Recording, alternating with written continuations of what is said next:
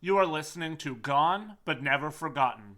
Our topics can include, but are not limited to, murder, sexual assault, graphic and gruesome details, and more. These topics are adult in nature and are not meant for everyone. Listener discretion is advised. On February 1st, 2010, a man received a call that his estranged wife had fallen from an overpass in Edmonton, Alberta, Canada.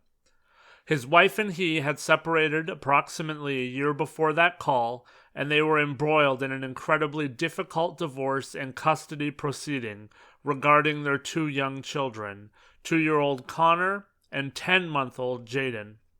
Unfortunately, the day was going to get a lot more tragic, a lot sadder, and a lot more sinister. Hello, and welcome to Gone But Never Forgotten, the McConnell family tragedy.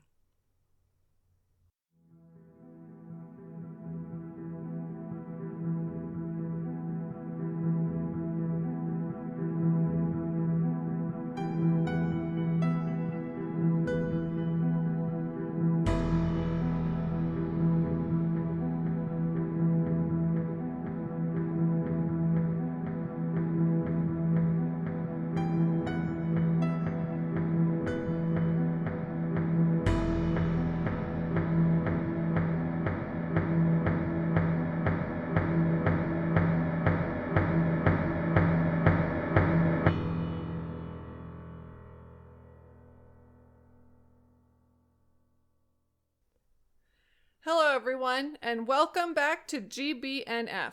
We hope and trust that you and yours have all been well since we last spent time together, and we hope that you're working hard in the world around you to be a good person and do your best to ensure that all of the lives around you are better for having you in them. It's been busy times here at GBNF as we've ramped up to being a weekly show now, and that's going to take a lot more work, research, and time on our parts. But as we are seeing our listening numbers start to spike and we're getting more feedback and communication with you, our listeners, we felt that this was the next logical step. Ramping things up is only good for everyone involved in the show. We wanted to mention two things pertaining to the show quickly before we get started. First, please take the time to give us a like, a follow, a rating, and whatever else your podcast platform of choice will allow. Those things are the things that will benefit our metrics and get us bumped up on searches and lists so that even more people can find us and help us to grow this thing more and more. We appreciate each and every one of you and each and every interaction that we get. We also really want to ask you guys for your support. As most people know, being a creator is a lot of work and something that you can really only do if it's a passion. It comes with all sorts of expenses, but we are always happy to do this.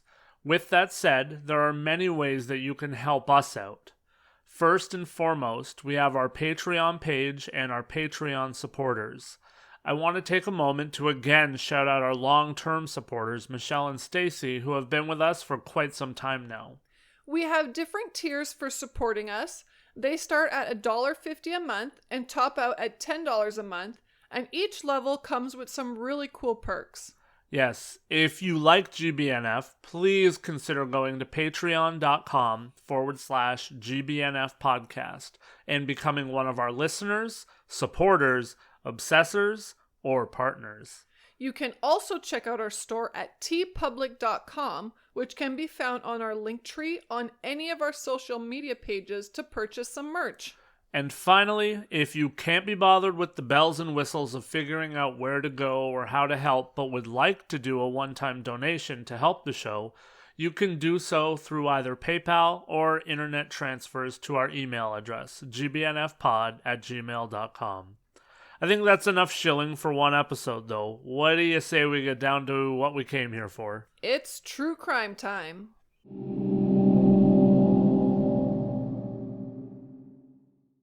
Alison Meagher was born in November of 1978 in Gosford, New South Wales in Australia. She would reveal later on in life that she believed that a major part of her life was the fact that she was raped as a 15-year-old girl by her father and that the rape led to her having a miscarried pregnancy. Not a lot is known about her upbringing, but what we do know is this. Her parents divorced after revelations came out that her father had raped her sister. Allison would suffer greatly through life with mental health issues and depression, and she in fact had tried to take her own life multiple times. She also had experienced multiple miscarriages, which is obviously an incredible trigger for such things as the depression that she suffered from. Allison would wind up in Canada as she tried to find hope, happiness, and life outside of her home in Australia. As I've mentioned many times on this show, I understand fully the need and desire at times to move elsewhere and try to build or rebuild your life, as through much of my younger years, I did exactly that. Sometimes the grass looks greener on the other side, as the old saying goes, but sometimes all one needs to do to get a fresh start and perspective is to literally do just that. Find a fresh place to start and a new life to put together. In 2006, when Allison was working at the Delta Ski Resort in Kamloops, British Columbia, she would meet the man that was to become her future husband, Curtis McConnell. Curtis was from Alberta, Canada, and Allison was on a working holiday. The two seemed to be destined for one another. Allison seemed to be settling into a level of happiness as she and Curtis grew to know one another, date one another, and then eventually move in together.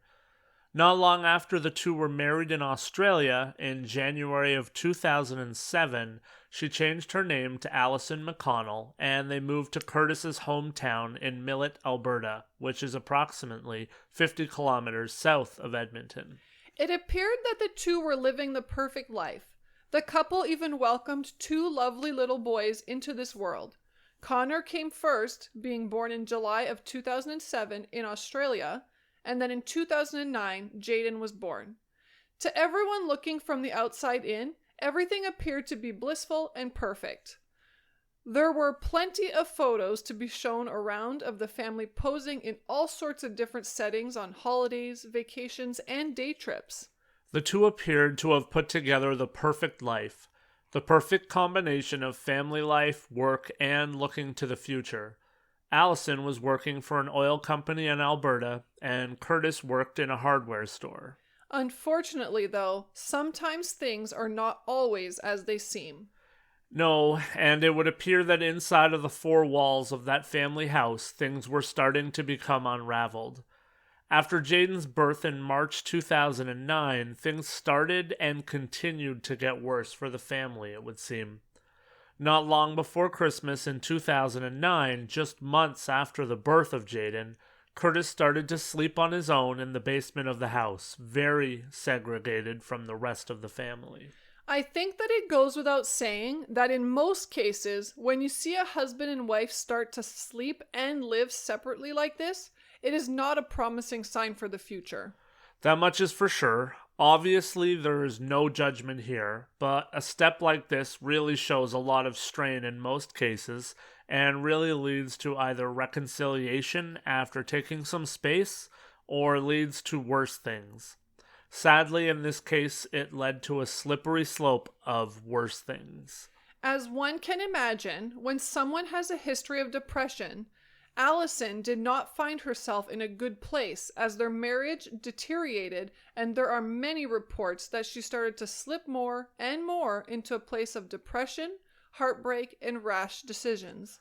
Unfortunately, the arrangement with Curtis living in the basement didn't appear to work either, and in December of 2009, he officially filed for divorce and left the family home to live with his parents.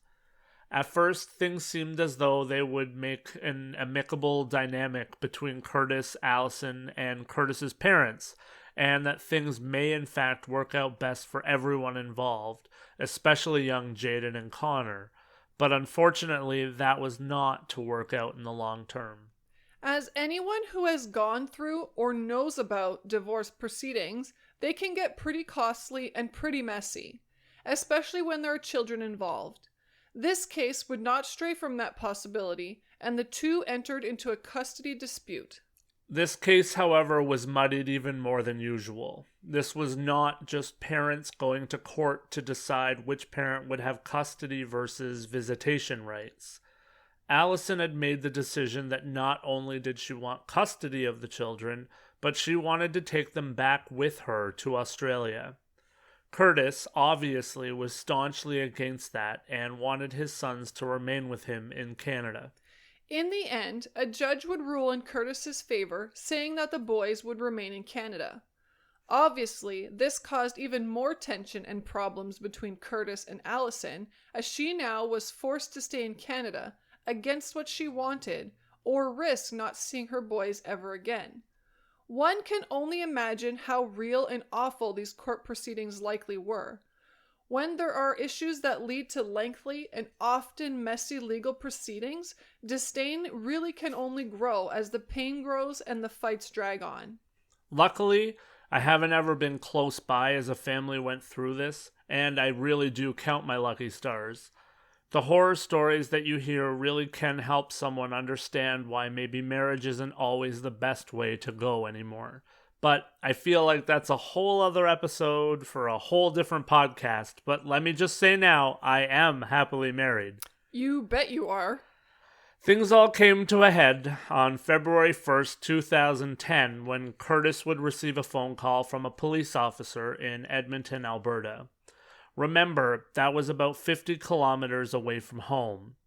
The police officer would let Curtis know that Allison had fallen off of a bridge and onto a road. She had survived, but was in the hospital. Of course, Curtis's first thought at that point was of his children. He needed to know where they were, what they were doing, and then he could worry about Allison. He asked police to see if they could get answers from Allison, and in the meantime, he decided to drive to their house to check there. While Curtis was en route to the house, he received a second call from police officers to let him know that Allison had assured them that the children were safe and at home being cared for by someone else. When Curtis pulled up to the family home, it was 3:30 p.m. He walked into a house where the television was blaring and all of the lights were on. Curtis quickly realized, though, that there was not anyone home. Curtis first checked in on his 2-year-old son Connor's room. He remembers it being dark. Then he went to the other bedroom of his 10-month-old son Jayden, and his bed was also empty. Curtis then realized that the door to the bathroom was locked, which he knew was strange because Connor was being potty trained. He knew that he needed to find a way to get the door opened, and he found a knife that he used to jimmy the lock open. What he saw inside would destroy anyone. Inside of the bathroom, Curtis would find both of his boys in the bathtub. Curtis removed both of them from the tub and then ran to a neighbor's home. He told the neighbor that the boys were dead.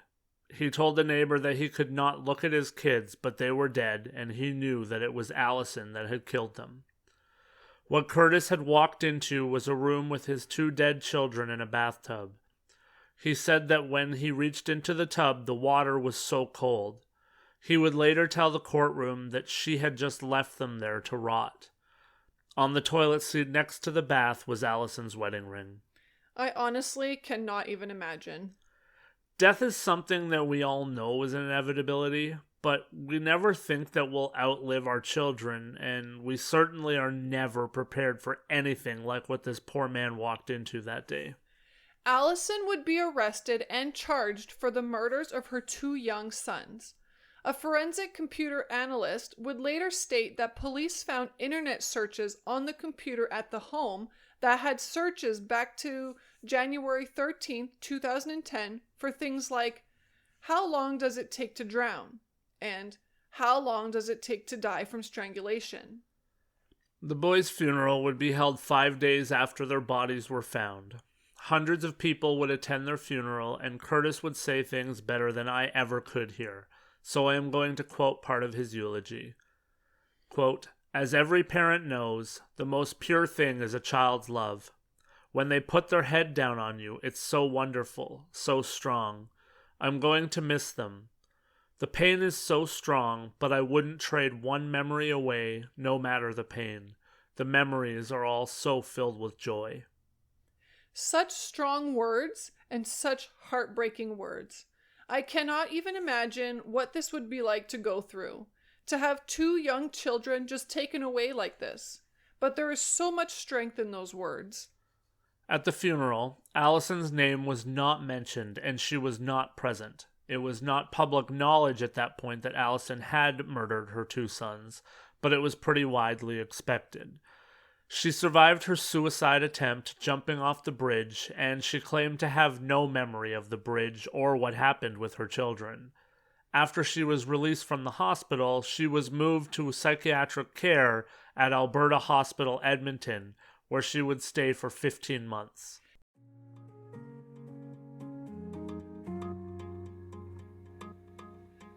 This week's episode is sponsored in part by Creations from the Heart. Donna is a metalsmith who specializes in saw-pierced pieces, jewelry and decorative pieces, and saw-pierced nature scenes on stones. She does amazing work and is able to design and create whatever you can put your mind to, and as such is very open to custom orders. I can personally vouch for her work, as she has designed a dragon pendant piece for my chain and also created a new wedding ring for me. Her work is professional, the turnaround is quick, and I cannot stress enough how creative and high quality her work is. I also have one of Donna's Tree of Life pendants and absolutely adore her work. You can purchase Donna's work directly or request custom work by searching Creations from the Heart on Etsy, Facebook, or Instagram. I cannot stress enough that the heart in all of her sites is H-A-R-T.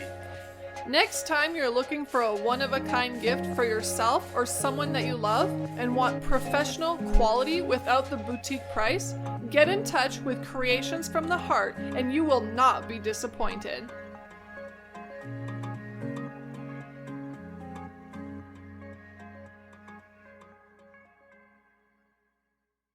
In 2012, Allison would finally go to trial. She had admitted that she had drowned her sons, but she still claimed to have no recollection of it. The end result was that she would be convicted of manslaughter. Justice Michelle Crichton stated that there was not sufficient evidence to prove intent, and as such, the courts could not find Allison guilty of a murder charge. The grounds noted were that Allison did not remember the crime, and she was also clinically depressed. In Canada, first-degree murder is a culpable homicide that is planned and deliberate. Both of those aspects must be present for a first-degree murder charge.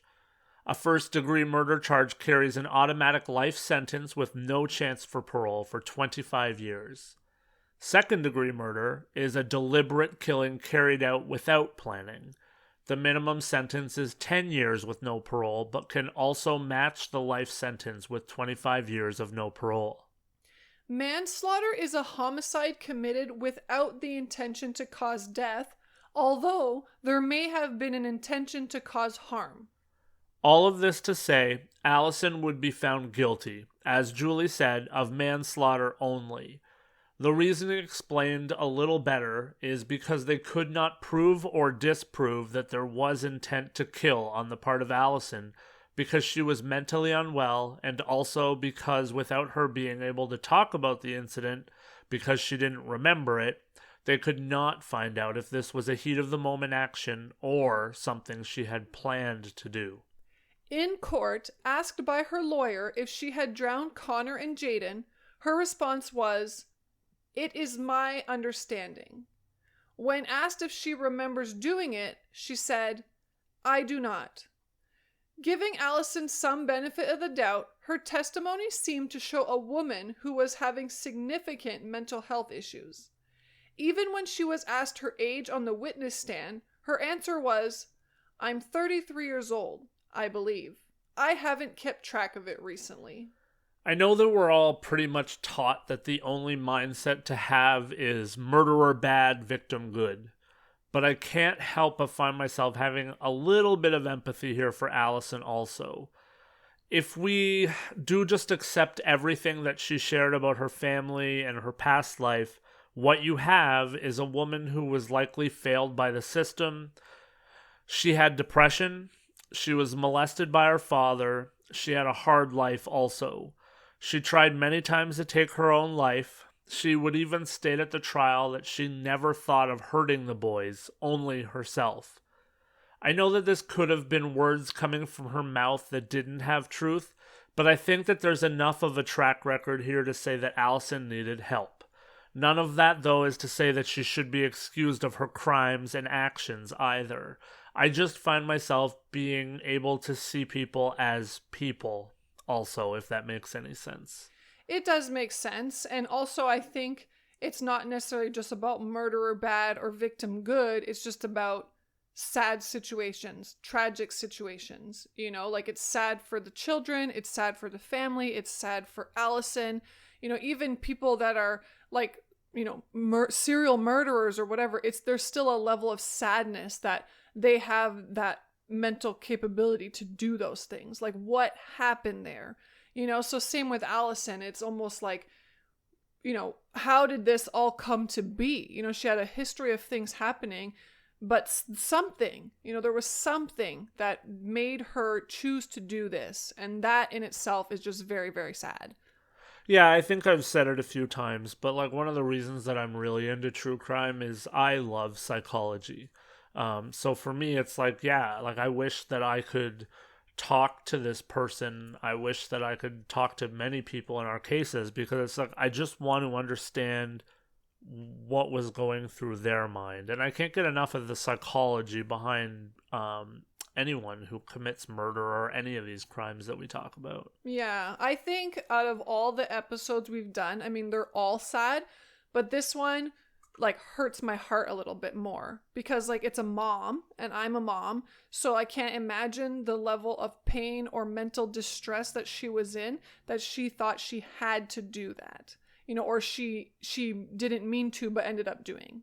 Yeah, for sure. Like I can definitely understand that. Like that's definitely a situation where you can put yourself in her shoes. Absolutely. Yeah.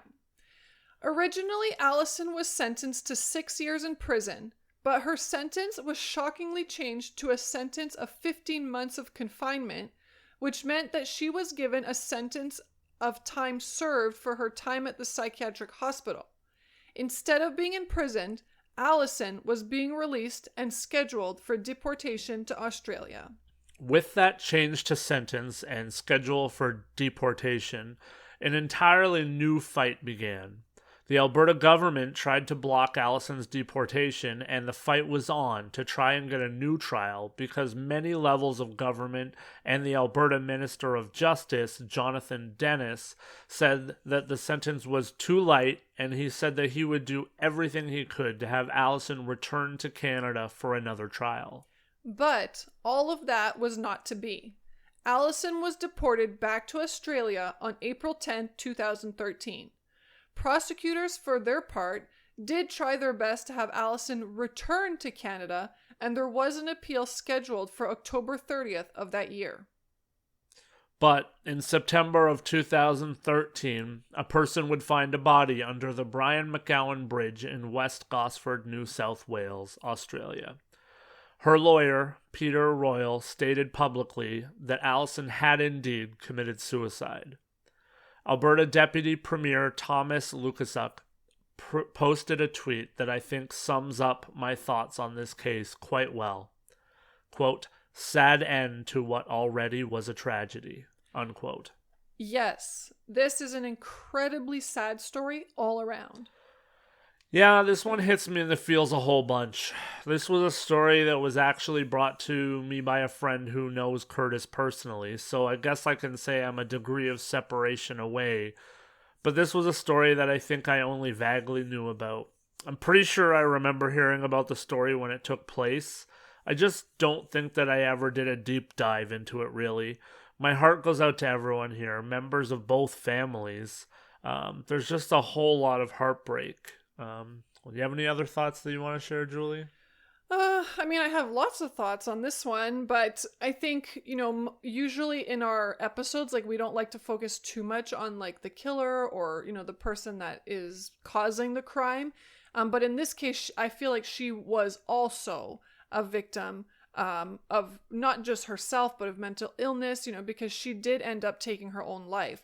I do want to focus a lot on the fact that 2 young boys were taken from this earth much too soon. And I do hope that, with this podcast and even the families, that everyone can remember those children, not necessarily for what happened to them, but for, like the dad said, the light and the love that they brought. But I think really this one is, like you said, it's kind of hard and sad because, like, how many people do we know that have mental illness, and I think this is just another reminder that, like, you need to speak up. If you have something going on, speak up, don't be embarrassed. And if you know somebody, like, don't just brush it off, like, to you, it might not be a big deal that they're talking about suicide or this or that. Maybe they're joking about it, but maybe they're not. So I don't know. This one's just really sad because kids, I hate when kids go too soon, but also, suicide is it's so tragic. I don't even have enough words. It's tragic.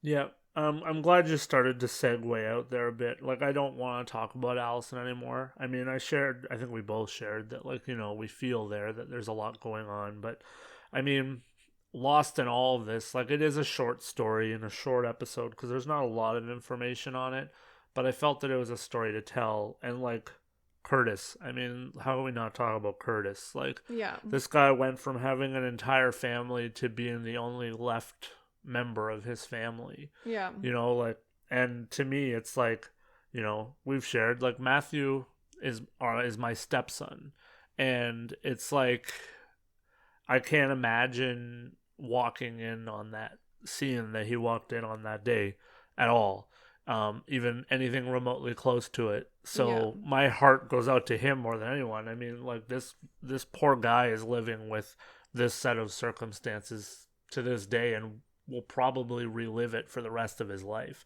you know? And like you said, 2 very, very, very young lives were taken away. Like, 2 and 10 months old, like, they weren't even potty trained yet. Yeah, it's so sad. And honestly, like, I just think what a strong man to, stand at the funeral. Like, he had no, like, spouse or girlfriend or anybody like that with him. He just stood up there on his own and said what he had to say about his sons. And those really are true, strong words coming from a strong man trying to just look at the positives of, the memories he had in the short time with his children. And I think, I don't know what kind of father he was, but just by those words alone, I feel like he must have been at least trying to be a good father in their lives. For sure. Like, I think from everything that I read when researching, like, Curtis didn't seem to have as much of a troubled past and stuff like that. And he really wanted what was best for his kids. So yeah, this one sucks a lot. Yeah. Not to say that every case we cover pretty much doesn't suck a lot. It's true. I don't know. There's just something different about this one. There's something different about kids. Yeah. But I do want to just, like, requote what Curtis said because I think it's so strong. He said, and I quote, "The pain is so strong, but I wouldn't trade one memory away, no matter the pain. The memories are so filled with joy," unquote. Like, isn't that so powerful? Yeah, I think that's a good place. Yeah, so I guess that's where we'll call this episode, I think. So until next week, Goners, be safe, be friendly, and do all that you can to make the world a better place. And don't be an asshat.